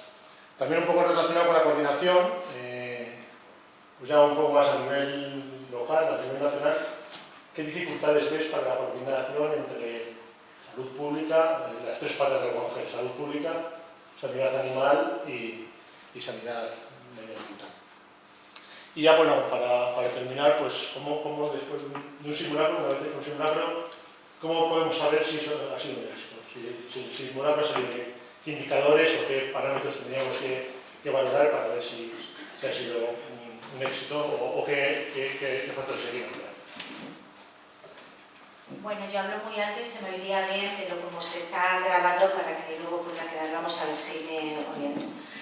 En un caso como el antivirus, que hace falta una coordinación a nivel ya supraeuropeo, pues tenemos ahí el paraguas de la OMS y todas sus recomendaciones, etc. Pero hay que ir un poco a lo práctico. Hemos visto tristemente cómo entre el gobierno central y el gobierno autonómico había disparidades, y esas son las disparidades que se deben evitar, porque lo cierto es que las comisiones a nivel técnico funcionan. Entonces, bueno, bajo mi punto de vista, la coordinación requiere un pequeño impulso. Tal vez que en España hubiera un órgano que trabajara de forma conjunta, que es una cosa imposible, pero hay países que lo tienen, sería importante. Porque cuando hablamos de salud pública, no solo debemos de pensar en salud humana, que era el caso este del antivirus, es que también tenemos la seguridad alimentaria. En este simulacro que nos ha presentado Fátima, no ha quedado como una recomendación porque realmente ya estábamos trabajando en ello. Pero en este caso, en Castilla y León, se han sacrificado 1,5 millones de gallinas. Lo cual era que en los 21 días anteriores que exige el reglamento 687, había que rastrear esos huevos. 1,5 millones de huevos al día por 21 días. Y ese es un gap muy importante. ¿Que el riesgo por consumo de huevo es muy bajo? Por supuesto. Pero está ahí y el reglamento es claro al respecto. Entonces, bueno, tenemos un protocolo acordado, un protocolo que ya está en marcha y que se puso, además se probó durante el simulacro. Y en esa prueba durante el simulacro, una cuestión que ligo con la evaluación para no monopolizar y pasar el micrófono, dentro de nuestro procedimiento teníamos una cosa tan sencilla como que las autoridades de sanidad animal, cuando declararan el foco y resolvieran el sacrificio obligatorio, indicarán a salud pública las medidas en seguridad alimentaria y a las distintas mutuas las medidas en salud humana, que han sido muy difíciles en los casos de gripe aviar, porque eran 150 personas a monitorear en los 7 días posteriores a dejar las granjas, de nacionalidades diversas, y se preparó un dispositivo COVID. En un centro de salud de Olmedo, que no lo eran los pocos, se preparó para que tomar todas las muestras el mismo día de todos los trabajadores. Y luego la seguridad alimentaria. En ese protocolo que estábamos acordados, esa resolución no era fácil de hacer. Porque, claro, los huevos pueden estar en un centro de embalaje. El centro de embalaje no es competencia de agricultura, sino que es competencia de sanidad. Entonces, ¿cómo va a resolver un director general de agricultura, ganadería, llámalo como quieras, qué hacer con un producto que está en un establecimiento que es competencia de salud pública? Bueno, pues ahí estamos trabajando en un informe tipo, pero eso lo hemos visto porque estaba puesto en el protocolo y hemos visto que era inviable a raíz del ejercicio. Y la evaluación es clara, hay una evaluación doble. Primero, la evaluación que se hace del ejercicio, si realmente ha funcionado, si los participantes han estado involucrados, si lo han visto útil y demás. Y luego está la valoración de los gaps que se han detectado y las recomendaciones para mejorar el plan. Entonces, yo creo que es una forma redonda de mejorar y ver esos puntos que os he puesto este ejemplo, pero si fuéramos a decir del Valle del Rif, podría hablar de otras cuestiones que ves, que están escritas, que sabes que las tienes escritas, que sabes que son así, pero que cuando las practicas ves que una cosa que es obvia no te habías dado cuenta de redactar. Porque el papel lo soporta todo, pero luego ponerlo en práctica, a no ser que hagas este tipo de ejercicio de simulación, pues sí, lo pones escrito en la normativa normativa es clara, hay que hacer esto, pero ¿cómo lo haces? No te das cuenta hasta que de verdad lo tienes que poner en marcha. Y bueno, en Cataluña también ha pasado. Yo creo que Cataluña es de las comunidades autónomas que en ejercicios de simulacros de PPA la que más lo tenía estudiado. Y aún así, cuando llega a la realidad, pues no está del todo preparado. Sin estos ejercicios, pues sería inviable. Bueno, pues un poco con lo que dices, quería preguntar a Cristian, por repartir un poco también el juego entre todos los ponentes. Y como dices, el papel lo aguanta todo. Y ahora realmente podemos ver si el papel, lo que ponía en el papel, ahora que tiene una realidad con la peste porcina, si los ejercicios previos que habíamos hecho de simulacros que se habían hecho previamente, cuando llega la realidad, esa realidad se parece a lo que ponía el papel, o después hay que improvisar y hay que ser flexibles. Pues sí, a ver, ¿cómo lo digo? Me voy a ir a Alemania, ¿vale? En Alemania tuve ocasión de hacer visitas con un grupo de gente de la Comisión Europea para evaluar cómo estaba la preparación frente a peste porcina africana cuando empezó a saltar hacia Polonia y había un riesgo muy alto de que aquello pasase a Alemania. Estaban preparadísimos, con unos gabinetes de crisis comunicados con laboratorios que se podían desplazar al campo, tenían aparentemente bien coordinados a todo tipo de agentes, incluyendo bomberos, incluyendo ejército, incluyendo policía, incluyendo, por supuesto, los servicios de caza, los servicios veterinarios, etcétera, etcétera, y contaban con una cantidad de medios espectacular. Pues con todo, les entró un frente epidémico a lo largo de 300 kilómetros con la frontera polaca. Además, esos 300 kilómetros son un río, es decir, ahí no se pueden establecer barreras cómodamente porque es una zona inundable, etcétera, etcétera. Y la peste porcina entró. Y en el caso de Cataluña, pues menos mal que al menos había entrenamiento y gracias a eso, pues algunas cosas no han fallado. Por darte un ejemplo, en uno de los entrenamientos que hicimos nacionales, que fueron simplemente simulaciones con ordenador, habíamos simulado la aparición de cadáveres de jabalí en una zona concreta de Galicia y a algunos servicios veterinarios de algunas comunidades autónomas aquellos cadáveres de jabalí simulados en Galicia desaparecían en Burgos porque estaban utilizando un sistema distinto de información geográfica y no era compatible con el que estábamos utilizando en ese caso en el Ministerio o en la comunidad autónoma en cuestión. Es decir, ese tipo de pequeñas cosas que ahora nos reímos, pero que son muy serias cuando tienes una urgencia, tienes una emergencia, menos mal que surgen en los entrenamientos. Otra anécdota, mi compañero Germán se nos perdió en el campo en una de las búsquedas. Esas cosas ocurren y están muy bien ensayado, pero luego claro, la realidad te enseña cosas pues que no esperas, ¿no? Y sobre todo yo creo que lo que estamos identificando como una dificultad muy grande es que ni los servicios de sanidad animal de las comunidades autónomas están preparados para trabajar con fauna silvestre, porque no es un campo que consideren suyo en principio. Las enfermedades de la fauna sí, pero lo que es el trabajar con fauna, es decir, ahora vamos a limitar los movimientos o vamos a reducir la población o vamos a... no, más bien esa parte la tiende a delegar esa administración, en este caso es Cataluña, pero podría pasar lo mismo en Castilla-La Mancha, ¿no? Lo delegan en sus compañeros del servicio de caza. Y los servicios de caza de ninguna comunidad autónoma en absoluto están preparados para trabajar con una enfermedad tan grave como la peste porcina y con las implicaciones que tiene. De hecho, la gravedad del problema la perciben, pues, obviamente, los servicios veterinarios, la perciben los ganaderos, pero los servicios de caza, pues para ellos es un problema más entre muchos otros, ¿no? ¿Cuál es la consecuencia de todo eso? Que surge un incendio, que si tú un incendio lo paras al principio, en pocos kilómetros, metes ahí todos los medios, haces lo que haga falta, incluso un incendio provocado para evitar que aquello avance, y puedes tener la posibilidad de controlarlo. Como el incendio se te convierta en un gran incendio sobre una superficie enorme, tú vas a tener que repartir todos los recursos sobre esa mayor superficie y seguramente tus recursos no van a dar. Pues eso es lo que estamos un poco viendo en este caso, ¿no? Desafortunadamente.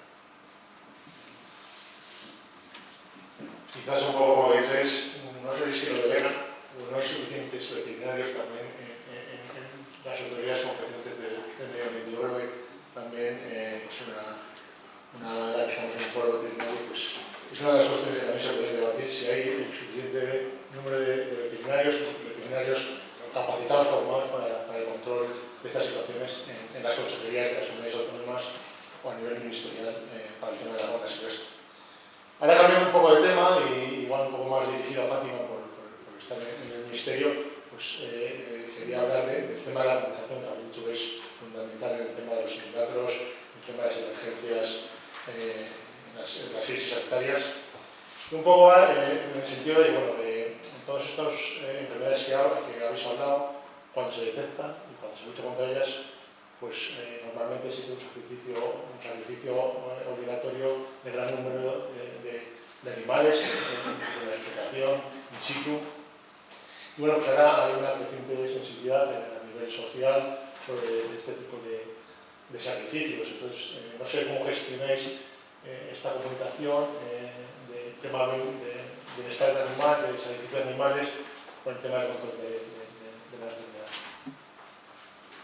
Pues es un tema muy complicado y en muchas ocasiones, por ejemplo, con los brotes de dermatosis nodular contagiosa, sí que hemos visto que por normativa comunitaria es una enfermedad de categoría A, hay que hacer el sacrificio y vacío sanitario de la explotación, y en muchas ocasiones pues teníamos manifestaciones, los ganaderos se ponían en la puerta de la explotación, nos prohibían el paso.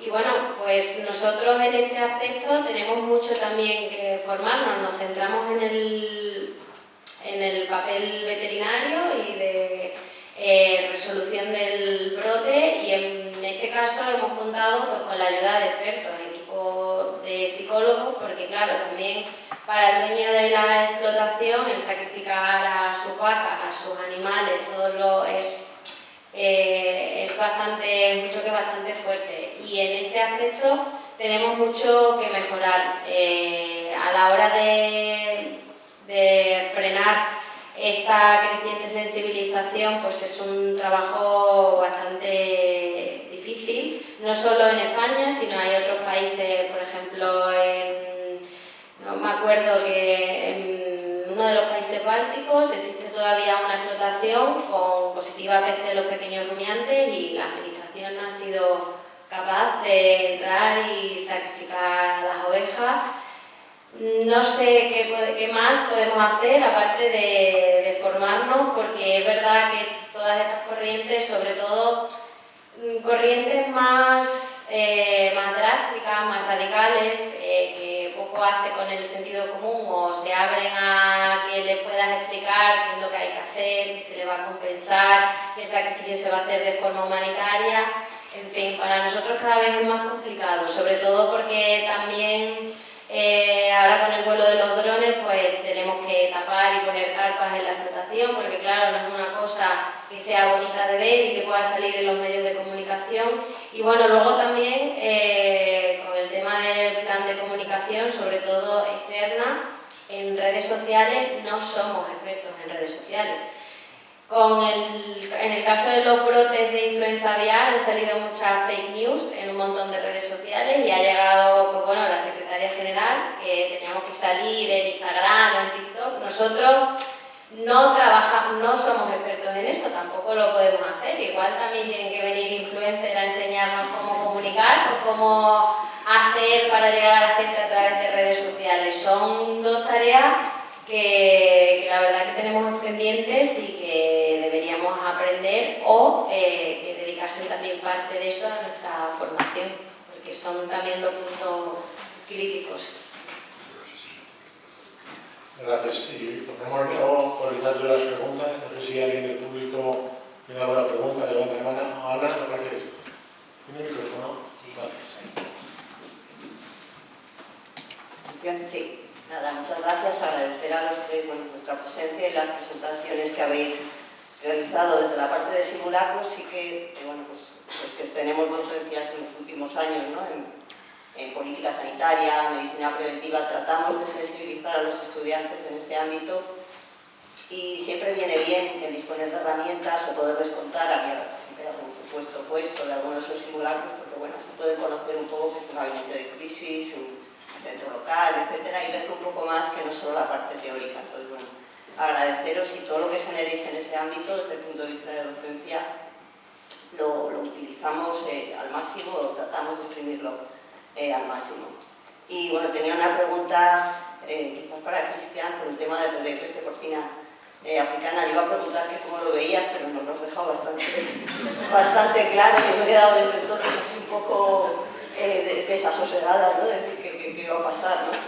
Yo te preguntaría qué crees a la vista de lo que ha ocurrido, no tanto en la detección inicial, que bueno, pues sí hemos visto que hay o has comentado un poco de paso, ¿no? Que ha habido un retraso, que probablemente hay casos previos, que es una cepa más lenta, etcétera, pero ¿qué es lo que se ha hecho en la gestión o qué es lo que se está haciendo que podría mejorarse con el fin de evitar, bueno, pues que tengamos que empezar a pensar en medidas en Castilla y León cuando bueno, está todavía, digamos, en un área cada vez más grande, pero en Cataluña, ¿no? Yo creo que si ya nos ha llegado a Castilla y León, ya ha pasado todo Aragón, etcétera, pues es que estamos ya muy fastidiados.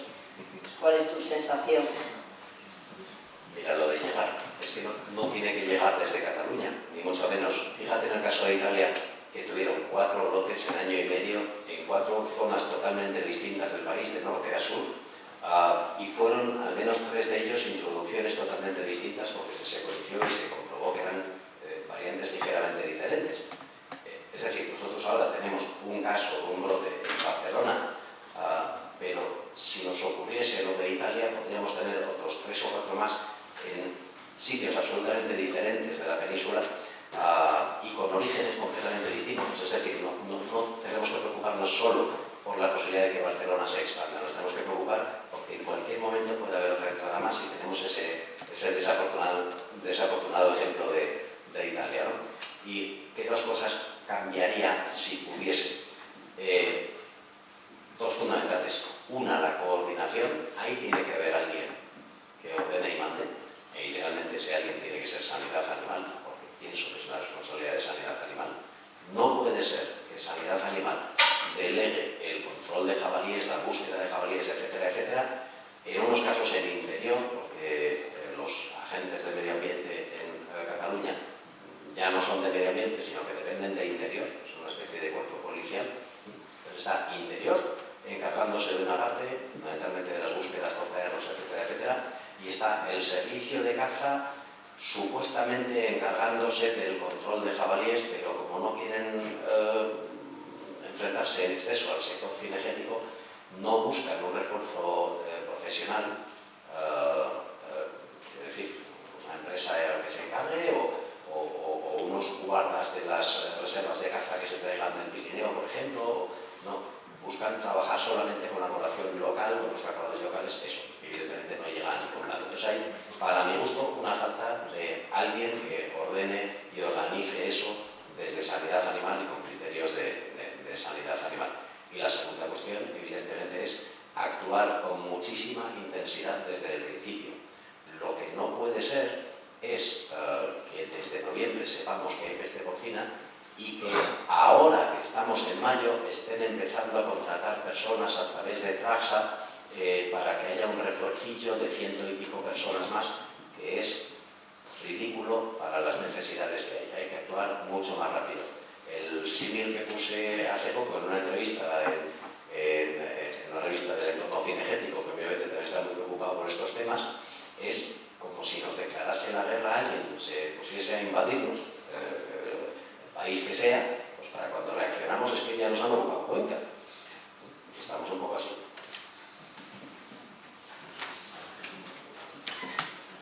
¿Más preguntas?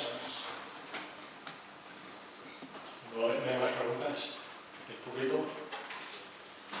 Yo voy a hacer por lo menos una última pregunta, porque, bueno, por mi condición de pertenecer a los servicios oficiales, en principio es para Olga, pero la dejo abierta para cualquiera de los 3 ponentes.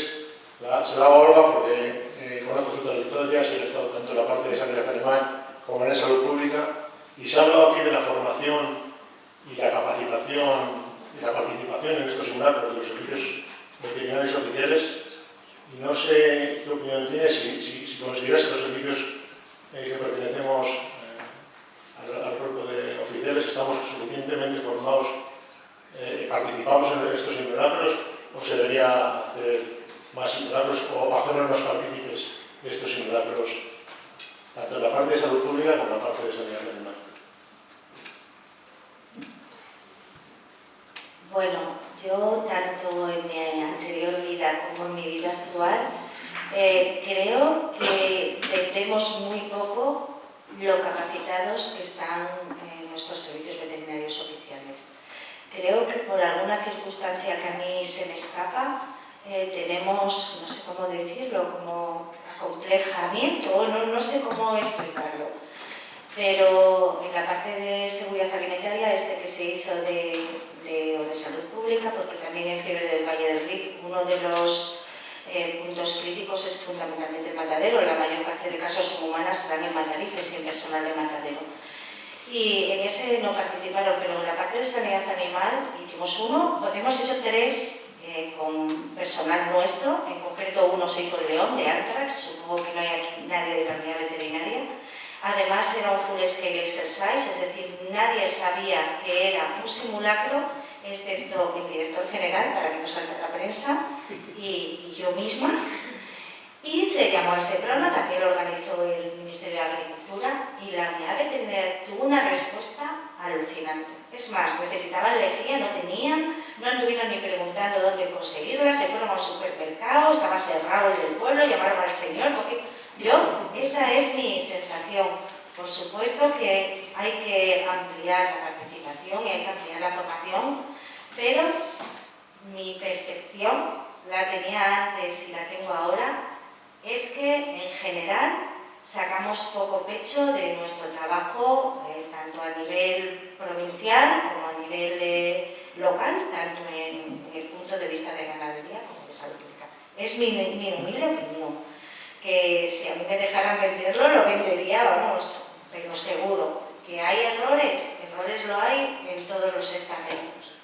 Desde el que está a pie de campo hasta el que está a nivel provincial, hasta los que estamos en Valladolid, como decís, y hasta la gente del Ministerio. Errores se cometen. La formación es fundamental, pero yo creo que sacamos poco pecho. Y que eso de sacar poco pecho y vendernos como profesión, muchas veces nos lleva a tener dificultades a la hora de poner en marcha las medidas e implementar todo aquello que sabemos y consideramos que es necesario. ¿Alguna pregunta? Última llamada para la presentación público. Sí. César. Sí. Esperamos que te pase el micrófono.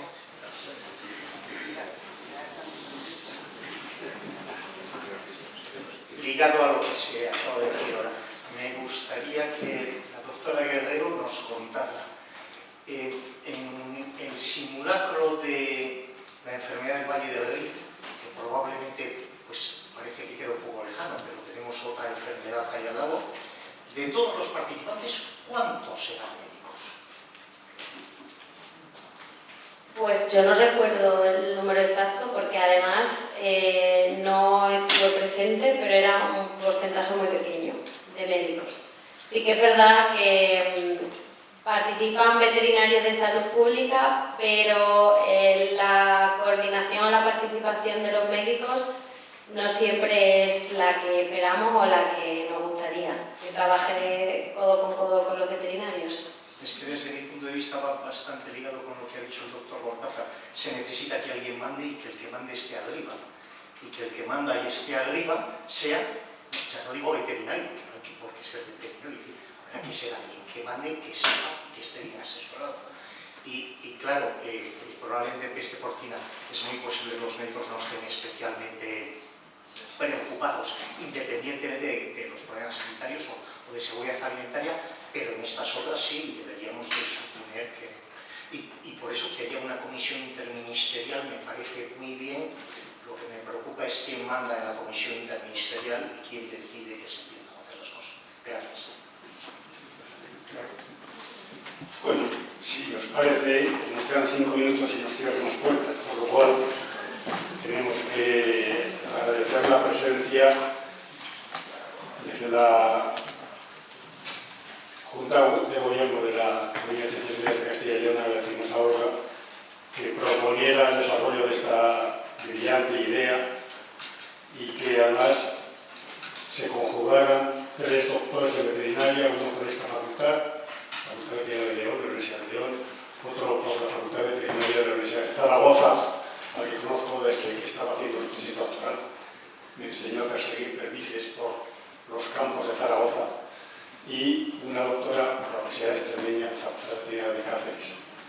3 expertos que nos han tenido bajo la coordinación de mi presidente del colegio, del que soy colegiado desde hace más de 50 años, a lo mejor lo aparento, pero sí, un año menos que el profesor Tejerina, que tiene una pinta también. Además, procedentes de una administración, la Administración de Castilla y León, con unas responsabilidades, unas experiencias, una universidad y uno de los centros pioneros más punteros de Europa, en lo que se refiere a la caza, y el Ministerio de Agricultura. Nos han entretenido, nos han tenido pillados y con unas experiencias a mí me han sorprendido porque es un tema que desconocía casi completamente, pero que tiene, desde mi punto de vista, una importancia radical. Cuando acabemos, porque no tenemos mucho tiempo, la secretaria de la academia les entregará un diploma acreditativo y nosotros no tenemos más que aplaudirles muy intensamente y después de ese aplauso desalojar rápidamente esta institución. Y tenemos preparado un vino español en el lugar de siempre. Sigan la estela y allí nos vemos y seguimos la discusión. Muchas gracias por su presencia y muchas gracias.